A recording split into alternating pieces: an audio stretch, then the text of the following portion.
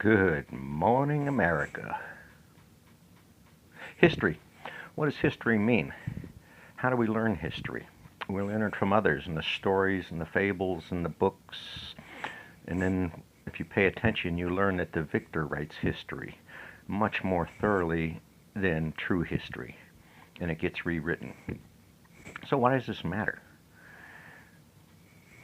Our scholarly endeavors almost have to point to the Middle East or through the Middle East. All these scholars out here pointing the Middle East, while it was the cradle of current civilization as we know it, it wasn't the cradle of humanity or life.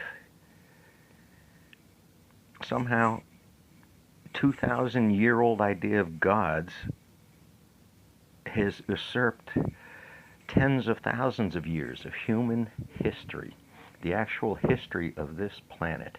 If you go back and look at the history of civilizations, they come and go like waves across the plains and the oceans. These natural cycles of boom and bust have destroyed more human civilizations, and we can prove it. We know it. South America is littered with civilizations around long before. Australia had a civilization that built canals long before. South Africa had huge civilizations spread across the southern part of the continent.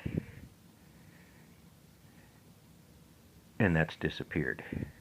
All we know of Africa is that's where we got our slaves from. Asia, China, the dynasties in China proceed. They bartered and traded with the dynasties of the Middle East. It was a forced route for trade across the continents because of the climate, because of the mountains, because of the weathers. You can see that slow thread over millions of years, the feet pounding into the dirt, making those roads and trails. That long, long history ignored lets us ignore nature itself. And we're in trouble now for it. So I don't know how you push aside this shallow history. You try to stop pointing to the Middle East as some miracle of creation when it truly was a miracle of time. Time, that's what it was. We had the time to try and do things better.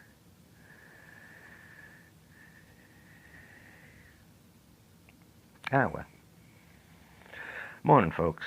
Hope it's a good one.